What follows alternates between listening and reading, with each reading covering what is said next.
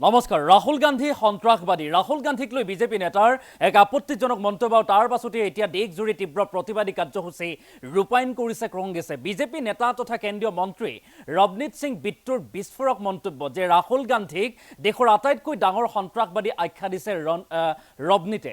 ৰাহুল গান্ধীক দেশৰ মষ্ট ৱান্টেডৰ তালিকাত ৰাখিব লাগে আৰু মষ্ট ৱান্টেড ঘোষণা কৰি পুৰস্কাৰ ঘোষণা কৰিব লাগে বুলি উল্লেখ কৰিছে। আৰু তাৰ পাছতে এতিয়া কংগ্ৰেছে দেশজুৰি সাব্যস্ত কৰিছে প্ৰতিবাদী কাৰ্যসূচী। আমি সবিস্তাৰে খবৰটো লৈ অহাৰ চেষ্টা কৰিম। এটা ডাঙৰ খবৰ এই মুহূৰ্ততে ৰাহুল গান্ধীক লৈ বিজেপি নেতাৰ আপত্তিজনক মন্তব্য। এক মন্তব্যৰ পাছতে এতিয়া দেশজুৰি তীব্ৰ চাঞ্চল্যৰ সৃষ্টি হোৱা দেখিবলৈ পোৱা গৈছে। বিজেপিৰ নেতা তথা কেন্দ্ৰীয় মন্ত্ৰী ৰৱনীত সিং বিট্টুৰ বিস্ফোৰক মন্তব্য ৰাহুল গান্ধীক লৈ। আৰু ৰাহুল গান্ধীক দেশৰ আটাইতকৈ ডাঙৰ সন্ত্ৰাসবাদী আখ্যা দিছে ৰৱনীতে। এই মন্তব্যৰ পাছতে এতিয়া জাগৰ খাই উঠিছে কংগ্ৰেছ। ৰাহুল গান্ধীক দেশৰ মষ্ট ৱান্টেডৰ তালিকাত ৰাখিব লাগে। মুঠ 4গৰাকী বিজেপি নেতাৰ বিৰুদ্ধে অভিযোগ উত্থাপন হৈছে। মষ্ট ৱান্টেড ঘোষণা কৰি পুৰস্কাৰ ঘোষণা কৰিব লাগে ৰাহুল গান্ধীৰ বিৰুদ্ধে। আৰু কংগ্ৰেছ নেতা ৰাহুল গান্ধীক লৈ আন বিজেপি নেতাৰো ডাঙৰ মন্তব্য। কেইবাটাও ডাঙৰ মন্তব্য কৰাৰ গুৰুতৰ অভিযোগ উত্থাপন হৈছে। ৰাহুল গান্ধীক হত্যাৰ ভাবুকিৰে সাৱধান হোৱাৰ আহ্বান জনাইছে আন এগৰাকী বিজেপিৰ বিধায়কে।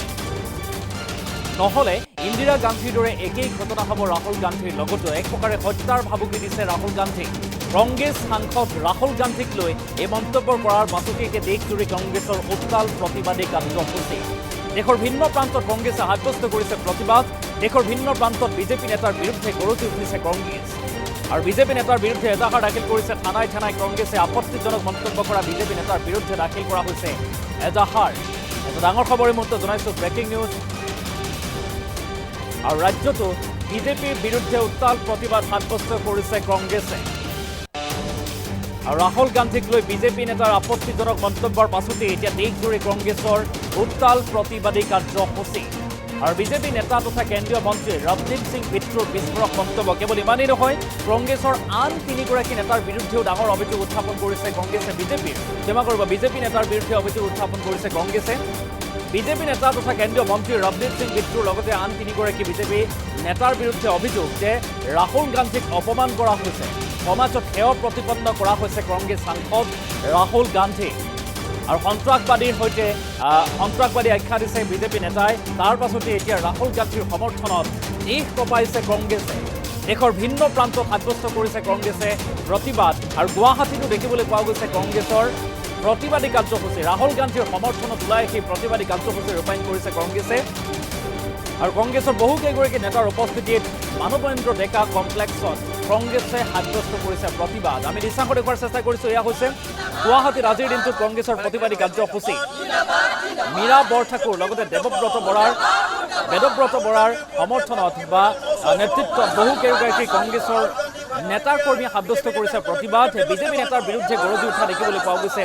প্ৰতিবাদী কাৰ্যসূচী ৰূপায়ণ কৰা দেখিবলৈ পোৱা গ'ল। আজিৰ দিনটোত পৰিৱেশ উত্তাল কৰি তুলিলে কংগ্ৰেছে। পুনৰবাৰ উল্লেখ কৰিছোঁ, ৰাহুল গান্ধীক লৈ বিজেপি নেতাৰ যি আপত্তিজনক মন্তব্য, অপমানসূচক মন্তব্যৰ বিৰুদ্ধে ওলাই আহিছে এতিয়া কংগ্ৰেছ। দেশজুৰি প্ৰতিবাদী কাৰ্যসূচী ৰূপায়ণ কৰিছে। আৰু সমান্তৰালভাৱে কংগ্ৰেছে ৰাহুল গান্ধীৰ বিৰুদ্ধে এই মন্তব্য কৰা নেতাৰ বিৰুদ্ধে, বিজেপি নেতাৰ বিৰুদ্ধে এজাহাৰ দাখিল কৰিছে আৰু শীঘ্ৰেই গ্ৰেপ্তাৰৰ দাবী উত্থাপন কৰা পৰিলক্ষিত হৈছে। ৰাহুল গান্ধীক লৈ কৰা মন্তব্যৰ বাবে এতিয়া বিতৰ্কত আহি পৰিছে বিজেপিৰ কেইবাগৰাকীও নেতা। আমি দৃশ্যাংশ দেখালোঁ আৰু সমান্তৰালভাৱে এই প্ৰতিবাদৰ মন্তব্য আছে, আমি মন্তব্য আগবঢ়াইছোঁ। নেতৃত্ব মাননীয় ৰাহুল গান্ধী ডাঙৰীয়াৰ ওপৰত অবিৰতভাৱে আজি কিছুদিনৰ পৰা কিছু বিজেপিৰ প্ৰৰোচনাত পৰি কিছু নেতাই উত্তেজনামূলক প্ৰৰোচিতমূলক কথা কৈ আহিছে। এজনে কৈছে, এজন শিখ নেতা তেখেতে কৈছে যে ইন্দিৰা গান্ধীৰ দৰে মৃত্যু হ'বৰ কাৰণে ৰাহুল গান্ধীক সাজু হ'ব দিছে। আৰু এজন শিৱসেনাৰ বিধায়ক চিন্নে সমষ্টিৰ তেওঁ সঞ্জয় গায়কোৱাৰ তেখেতেও কৈছে যে ৰাহুল গান্ধীৰ জিভা কাটিলে 11 লাখ টকা পুৰস্কৃত দিয়া হ'ব। আমি আমাৰ মাননীয় নেতাজনৰ জীৱনৰ প্ৰতি যি ভাবুকি আহিছে, গোটেই ভাৰতবৰ্ষতে আজি প্ৰতিবাদ সাব্যস্ত কৰা হৈছে।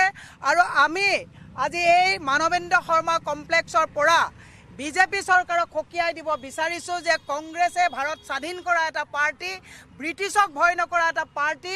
গতিকে তেওঁলোকে এনেকুৱা পৰুচিতমূলক উত্তেজনামূলক ভয় ভাবুকি প্ৰদান কৰি কংগ্ৰেছক তেওঁলোকে ৰুদ্ধ কৰিব নোৱাৰে। সেয়ে আমি আজি সকীয়াই দিব বিচাৰিছোঁ। অসমতো আমাৰ অসমীয়া মাননীয় মুখ্যমন্ত্ৰীয়ে বিভিন্ন সময়ত মানুহক ভয় ভীতিগ্ৰস্ত কৰি মানুহৰ মাজত যিটো এটা প্ৰৰোচিত বাতাবৰণৰ সৃষ্টি কৰিছে তাকো আমি সকীয়াই দিব বিচাৰিছোঁ।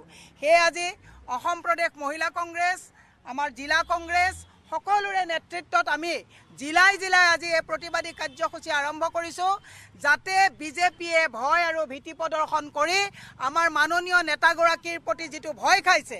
আজি তাৰিখত নৰেন্দ্ৰ মোদী যেতিয়া বিদেশত গৈছিলে তেওঁলোকে ভাড়া মানুহ দি পেলাই তেওঁ পপুলাৰিটি দেখুৱাইছিলে, কিন্তু ৰাহুল গান্ধী ডাঙৰীয়া যেতিয়া বিদেশত যায় আপুনি ৰাহুল গান্ধীৰ প্ৰতি যিটো মানুহৰ সমৰ্থন, ভাৰতীয়সকলৰ যিটো সমৰ্থন তাৰ প্ৰতি তেওঁলোকে ত্ৰস্তমান হৈ তেওঁলোকে গোটেই কথাখিনি ৰাহুল গান্ধীক নস্যাৎ কৰিব নোৱাৰি তেওঁলোকে এইবিলাক কথা ক'বলৈ মানুহক এৰি দিছে। সেয়ে আমি কৈছোঁ আমাৰ নেতা ৰাহুল গান্ধী ডাঙৰীয়াই ভাৰত জোড়ো ন্যায় যাত্ৰাৰ জৰিয়তে গোটেই পৃথিৱীৰে সমৰ্থন লাভ কৰিবৰ কাৰণে তেওঁ সক্ষম হৈছে আৰু বিজেপি ত্ৰস্তমান হৈ তেওঁলোকে এই নেতাগৰাকীৰ ওপৰত বিভিন্ন ধৰণৰ পৰুচিত বাতৰি কৰি ভয় আৰু ভীতিৰে তেওঁক প্ৰাণে মৰাৰ যিটো ভাবুকি দি পেলাই তেওঁলোকে ৰুদ্ধ কৰিব বিচাৰিছে কংগ্ৰেছক, তাক আমি গৰিহণা দিছোঁ। আৰু এইসকল নেতাক মোদী চৰকাৰে অতি সোনকালে কাৰায়ত্ব কৰি তেওঁলোকক গণতন্ত্ৰৰ প্ৰতি যাতে ভাবুকি কঢ়িয়াই আনিব নোৱাৰে তাৰ কাৰণে আমি আজি এই প্ৰতিবাদ কাৰ্যসূচী আৰম্ভ কৰিছোঁ। কাৰণ তেওঁলোকৰ টেটুলৈকে কৰাপশ্যন কৰি পুত গৈছে। এতিয়া তেওঁলোকে দেখিছে তেওঁলোকে শাসনৰ পৰা আঁতৰাৰ সময় আহি পৰিছে। তেওঁলোকৰ 303 পৰা 240 হৈছে আৰু তেওঁলোকে জানে যিকোনো মুহূৰ্ততে তেওঁলোকৰ গভৰ্ণমেণ্ট পৰি যাব পাৰে। আৰু তেওঁলোকৰ চৰকাৰ যদি আপোনাৰ ভাগি যায় তেতিয়াহ'লে তেওঁলোকে এই যোৱা 10-11টা বছৰত তেওঁলোকে যিখিনি দুৰ্নীতি কৰিলে, তেওঁলোকে যিখন ভাৰতৰ সংবিধানে দিয়া ৱেলফেয়াৰ ষ্টেট যিটো কনচেপ্ট, সেই কনচেপ্ট তেওঁলোকে ভৰি মোহাৰি মাটিত আপোনাৰ মিহলি কৰি পেলালে। এই কথাবিলাকত তেওঁলোকে ভয় খাইছে, কাৰণ তেওঁলোকে জানে তেওঁলোকৰ চৰকাৰ যোৱাৰ লগে লগে তেওঁলোকৰ সকলো বাঘা যিবিলাক নেতা আছে সেইবিলাক সকলো আপোনাৰ জেলৰ ভিতৰত সোমাব লাগিব। গতিকে তেওঁলোকে যিকোনো প্ৰকাৰে আজি যিটো এটা নতুন আন্দোলন সৃষ্টি কৰি এক গোটেই সমগ্ৰ ভাৰতবৰ্ষই নহয় যে সমগ্ৰ বিশ্বতেই ৰাহুল গান্ধী ডাঙৰীয়াই যি এক আপোনাৰ পদক্ষেপ লৈছে, মানুহৰ গোটেই সমগ্ৰ ভাৰতবৰ্ষৰ যুৱ প্ৰজন্ম বিশেষকৈ যিখন দেশক আজি এখন যুৱ দেশ বুলি কোৱা হয়, এই যুৱকসকলে ভাৰতবৰ্ষত ৰাহুল গান্ধীৰ নেতৃত্ব মানি লৈ তেওঁৰ সমৰ্থনত আগি পৰিছে আৰু সেয়েহে ভয় খাই ৰাহুল গান্ধী ডাঙৰীয়াৰ জীৱনলৈ ভাবুকি কঢ়িয়াই আনিছে। যিসকল শাসকে তেওঁলোকৰ ল এণ্ড অৰ্ডাৰ তেওঁলোকে যিটো নিয়ন্ত্ৰণ কৰিব লাগে, এতিয়া শাসন আপোনাৰ শাসনকৰ্তাই আজি ল এণ্ড অৰ্ডাৰ ভাঙিবলৈ আৰম্ভ কৰিছে। ইয়াতকৈ ডাঙৰ দুখৰ কথা একো নাই।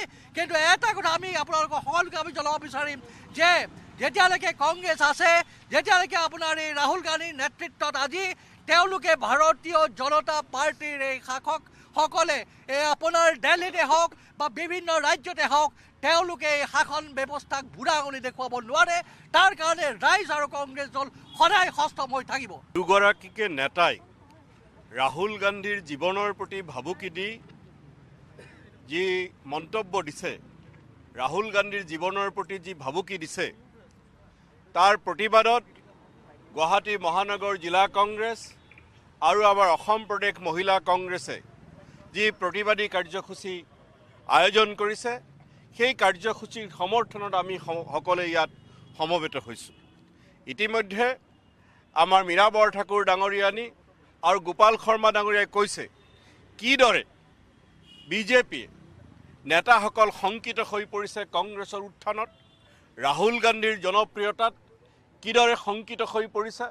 কাৰণ তেওঁলোকে জানে যে তেওঁলোকৰ সান্দহ খোৱা বালি তল পৰাৰ অতি উপক্ৰম হৈছে আৰু সেইকাৰণে তেওঁলোকে চলে বলে কৌশলে ক্ষমতাত থাকিবলৈ খুজিছে। প্ৰতিটো মুহূৰ্তত সংবিধানক ভৰিৰে মোহাৰিব খুজিছে, জনগণৰ মাজত বিভেদ সৃষ্টি কৰিব খুজিছে আৰু গণতান্ত্ৰিক উপায়েৰে যিহেতু তেওঁলোকে দেখিছে যে ৰাহুল গান্ধীক প্ৰতিৰোধ কৰাটো সম্ভৱ নহ'বগৈ, কংগ্ৰেছক প্ৰতিৰোধ কৰাটো সম্ভৱ নহ'বগৈ, সেইকাৰণে এতিয়া তেওঁলোকৰ মাজত তেওঁলোকৰ দলত কিছু সন্ত্ৰাসবাদীৰ সৃষ্টি কৰিব খুজিছে। তেজিন্দৰেই হওক বা মহাৰাষ্ট্ৰৰ বিধায়কগৰাকীয়ে হওক, এইবিলাক একজন সন্ত্ৰাসবাদী আন নালাগে আজি অসমৰ মুখ্যমন্ত্ৰীয়ে কি কৈছে আমি বিচাৰোঁ যে আলফা আলোচনাৰ মজিয়াত আহিব লাগে আলফাক কিন্তু অসমৰ মুখ্যমন্ত্ৰীয়ে উচতনি দিছে যে আলফাই ভাৰতৰ অন্য প্ৰান্তত আলফাই আক্ৰমণ কৰিব লাগে বোমা বিস্ফোৰণ ঘটাব লাগে ইয়াৰটো কি বুজায় অসমৰ মুখ্যমন্ত্ৰীয়ে যে আজি এই তেজিন্দৰ বাহিনীত যোগ দিছে সেই কথাই সূচায় অসমৰ মুখ্যমন্ত্ৰীয়ে যে সন্ত্ৰাসবাদত প্ৰশ্ৰয় দিছে সেই কথা বুজায় আৰু সেইকাৰণে আমি ভাৰত চৰকাৰক দাবী জনাওঁ যদি সংবিধানৰ প্ৰতি সন্মান আছে নেতৃত্ব